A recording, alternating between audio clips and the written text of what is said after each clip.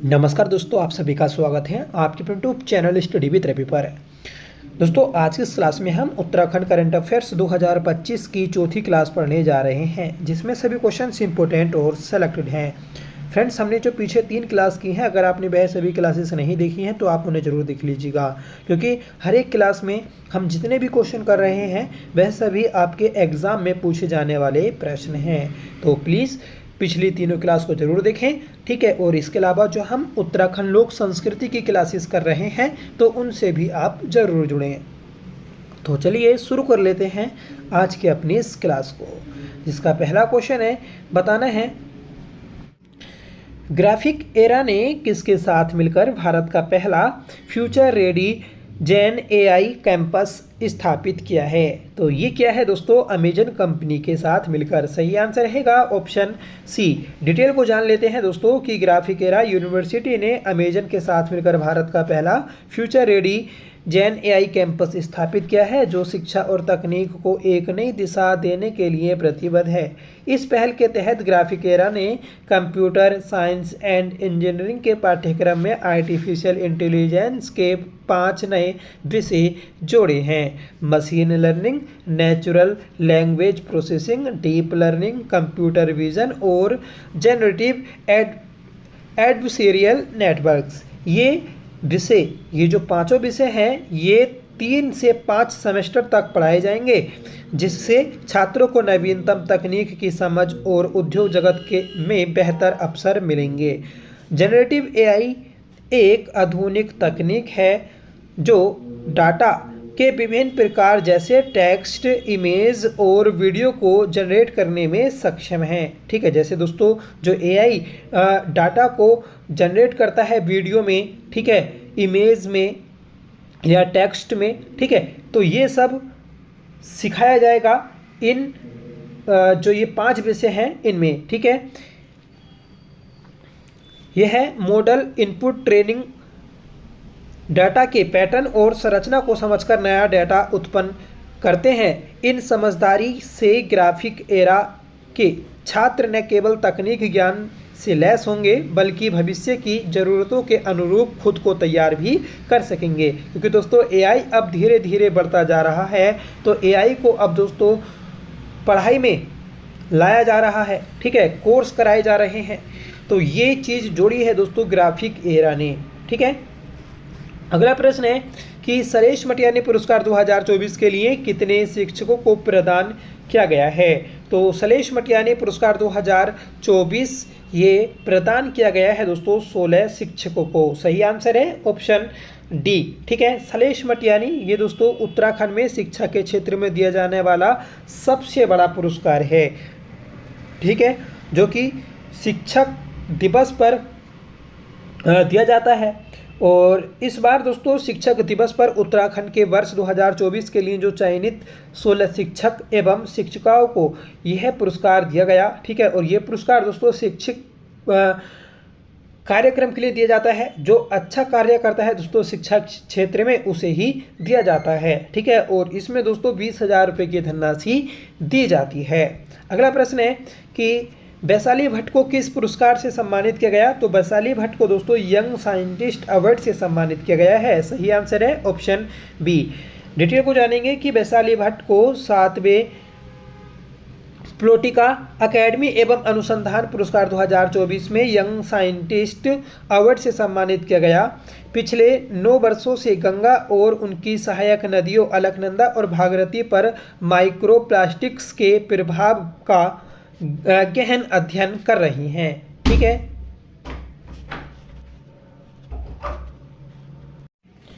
अगला प्रश्न है कि हाल ही में मुख्यमंत्री धामी द्वारा किस मेले को राजकीय मेला घोषित किया गया। देखिए, मुख्यमंत्री पुष्कर सिंह धामी जी के द्वारा राजकीय मेला जो घोषित किया गया है, तो वह आपका नंदा देवी लोकजात मेला को घोषित किया गया है, जो कि दोस्तों आपका चमोली में आयोजित होता है। अगला प्रश्न है कि 38वें राष्ट्रीय खेल में उत्तराखंड ने सबसे अधिक पदक किस खेल में जीते हैं। देखिए 38वें राष्ट्रीय खेल इस बार अपने उत्तराखंड में आयोजित हुए थे और उत्तराखंड ने सबसे ज़्यादा जो पदक जीते तो वह मॉडर्न पैंथालोन में जीते थे। सही आंसर रहेगा ऑप्शन ए। ठीक है, उत्तराखंड ने कुल 103 पदक जीते थे और उत्तराखंड की 28 राज्य और 8 केंद्र शासित प्रदेशों में 7वीं रैंक रही थी। ठीक है, इस चीज़ को याद रखिएगा। ये 103 जो पदक हैं ये किस हिसाब से हैं, तो देखिए 24 गोल्ड मेडल हैं, 35 आपके सिल्वर और 44 आपके ब्रोंज मेडल हैं। ठीक है, तो ये तीनों आप याद रखिएगा, इम्पोर्टेंट है। आगे बढ़ेंगे कि नरेंद्र सिंह नेगी की पुस्तक कल फिर जब सुबह होगी का विमोचन किस अवसर पर हुआ। देखिए नरेंद्र सिंह नेगी, इनकी पुस्तक कल फिर जब सुबह होगी इसका विमोचन किया गया और इस पुस्तक को जो विमोचित किया गया था तो ये इनके 75वें जन्म दिवस के अवसर पर किया गया था। सही आंसर है ऑप्शन बी। ठीक है, देखिए विंसर प्रकाशन देहरादून ने कल फिर जब सुबह होगी शीर्षक से एक नई पुस्तक प्रकाशित की थी जिसका विमोचन 12 अगस्त को किया गया था। ठीक है, क्योंकि 12 अगस्त को नरेंद्र सिंह नेगी का जन्म दिवस मनाया जाता है। ठीक है, गढ़ रतन नरेंद्र सिंह नेगी के 75वें जन्म दिवस के अवसर पर ये देहरादून में विमोचित की गई थी। यह पुस्तक 388 पृष्ठों की है और इसमें नेगी जी की 101 प्रमुख गढ़वाली रचनाओं का संकलन किया गया है। मतलब जो इनके गाने हैं तो उनको विमोचित किया गया है, 101 गाने हैं। पुस्तक का विमोचन एक महत्वपूर्ण सांस्कृतिक कार्यक्रम के रूप में मान्यता प्राप्त है और यह नेगी की रचनाओं के प्रति सम्मान को दर्शाता है। जो इनके गाने हैं, उनकी रचनाएं हैं, उन्हें दर्शाता है। अगला प्रश्न है कि तिलु रुतेली पुरस्कार के संबंध में निम्नलिखित में से कौन सा या से कथन सही है। देखिए तिलु रुतेली पुरस्कार सबसे पहले जानेंगे, इसकी शुरुआत जो हुई थी तो 2006 में हुई थी। ठीक है, और ये 8 अगस्त को प्रति एक वर्ष दिया जाता है। ठीक है, तो पहला ऑप्शन देखते हैं कि यह पुरस्कार हर वर्ष 8 अगस्त को राज्य की उन महिलाओं को दिया जाता है जिन्होंने महत्वपूर्ण उपलब्धियां हासिल की हैं। सही बात है। ठीक है, जिन्होंने अच्छे कार्य किए हैं, ठीक है, साहसिक कार्य किए हैं, उन्हें दिया जाता है।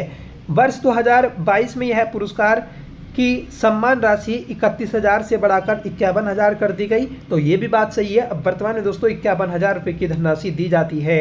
वर्ष 2024 में 13 महिलाओं को तिलु रुतेली पुरस्कार से सम्मानित किया गया था। तो ये भी सही है।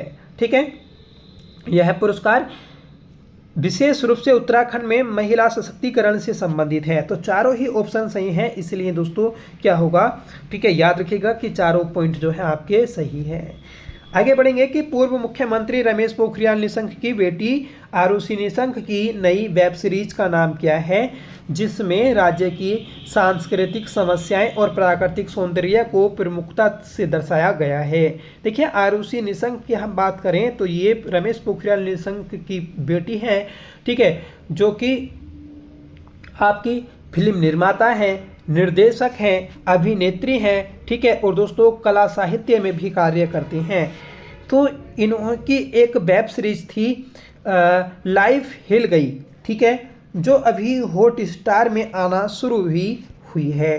ठीक है, इसमें क्या है, इसमें दोस्तों उत्तराखंड की संस्कृति, समस्या और खूबसूरती को दिखाया गया है।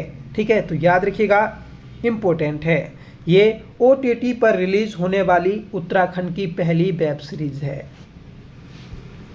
आगे बढ़ेंगे कि उत्तराखंड सरकार द्वारा महिलाओं को आत्मनिर्भर बनाने के उद्देश्य से शुरू की गई मुख्यमंत्री लखपति दीदी योजना के अंतर्गत स्वयं सहायता समूह से जुड़ी महिलाओं को कितने रुपए तक का ब्याज का लोन दिया जाएगा, मतलब बिना ब्याज का लोन दिया जाएगा। तो ये है दोस्तों 5 लाख रुपए। ठीक है, 5 लाख रुपए मुख्यमंत्री लखपति दीदी योजना के तहत अगर महिलाएं लेती हैं तो उन्हें बिना ब्याज के ये धनराशि उपलब्ध कराई जाएगी आत्मनिर्भर बनाने के उद्देश्य से। ठीक है, तो याद रखिएगा, इम्पोर्टेंट है। हाँ, इसमें एक चीज़ इम्पोर्टेंट है कि इस योजना का संचालन कौन करता है, तो दोस्तों ग्रामीण विकास विभाग करता है। अगला प्रश्न है कि हाल ही में कौन सी गढ़वाली फिल्म अंतर्राष्ट्रीय फिल्म फेस्टिवल के लिए नामित हुई जो कि अंधविश्वास पर आधारित है। देखिए गढ़वाली फिल्म जो अंतर्राष्ट्रीय फिल्म फेस्टिवल के लिए नामित हुई है तो वह फिल्म है आपका रिखुली। सही आंसर है ऑप्शन बी, और ये अंधविश्वास पर आधारित है।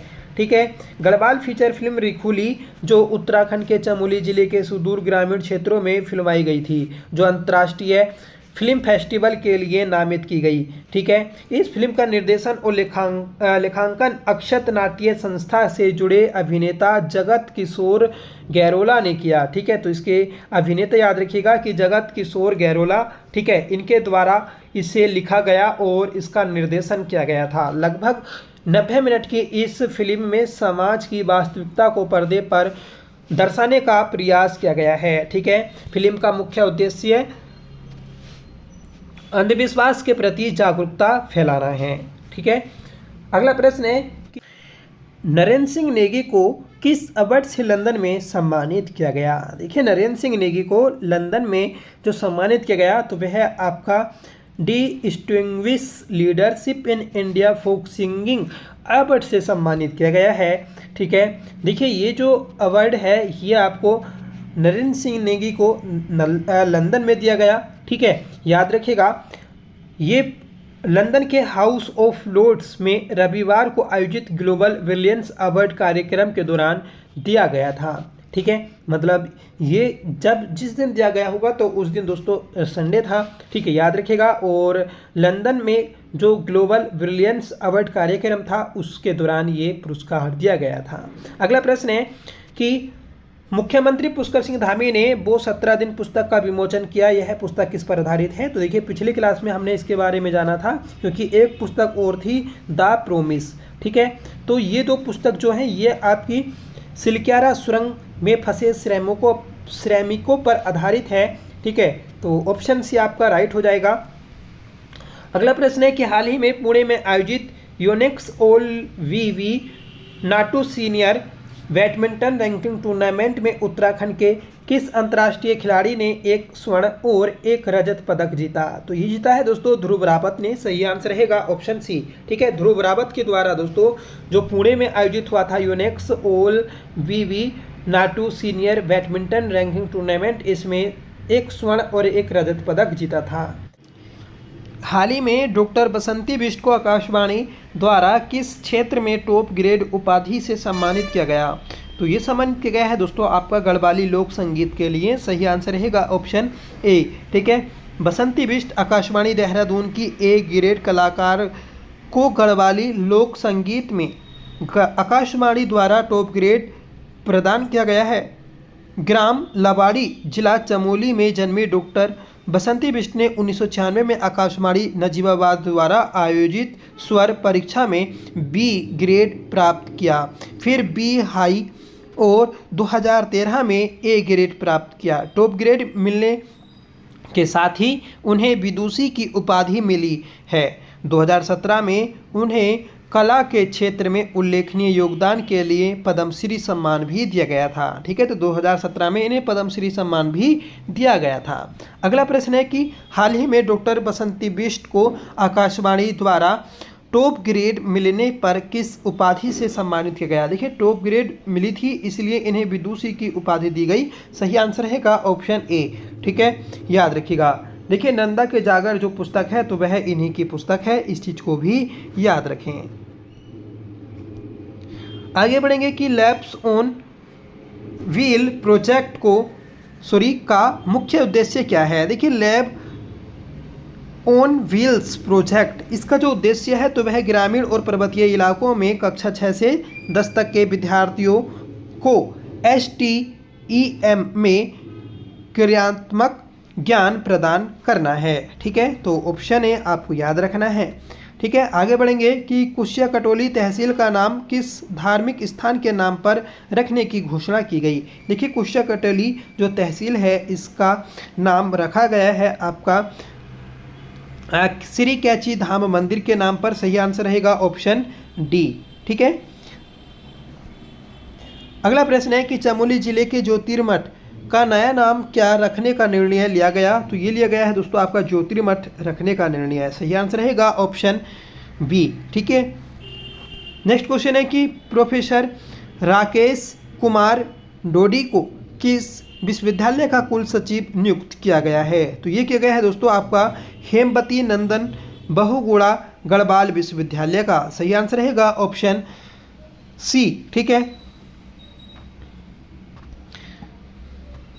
अगला प्रश्न है कि हाल ही में संपन्न हुई लोकसभा चुनाव में हिमालयी राज्यों की श्रेणी में कौन सा स्थान प्राप्त हुआ है? उत्तराखंड का तो दोस्तों 10वां स्थान प्राप्त हुआ है। सही आंसर रहेगा ऑप्शन सी। ठीक है, और सभी राज्यों और सभी केंद्र शासित प्रदेशों में दोस्तों 33वां स्थान प्राप्त हुआ है। तो ये थी आज की हमारी क्लास, जिसमें हमने दोस्तों अपने नेक्स्ट 20 प्रश्नों को देखा और हमने 4 क्लासें कर ली हैं और इन 4 क्लासों के माध्यम से हमने 120 प्रश्नों को 80 प्रश्नों को देख लिया है। ठीक है, आज की इस क्लास का होमवर्क है कि हाल ही में मुख्यमंत्री पुष्कर सिंह धामी द्वारा किस मेले को राजकीय मेला घोषित किया गया? तो इसका आंसर आप कमेंट करके बताइएगा कि सही आंसर क्या रहेगा। साथ में आपको बताना है कि ये क्लास आपको कैसी लगी। आई होप क्लास आपको पसंद आई होगी। अगर आपको पसंद आई हो तो प्लीज़ इसे लाइक करिएगा, दोस्तों में शेयर करिएगा, और आप हमारे चैनल पर पहली बार विजिट कर रहे हैं तो प्लीज़ चैनल को सब्सक्राइब जरूर कर लीजिएगा। तो चलिए मिलते हैं नेक्स्ट वीडियो के साथ, तब तक के लिए bye. Thank you so much for watching. जय हिंद।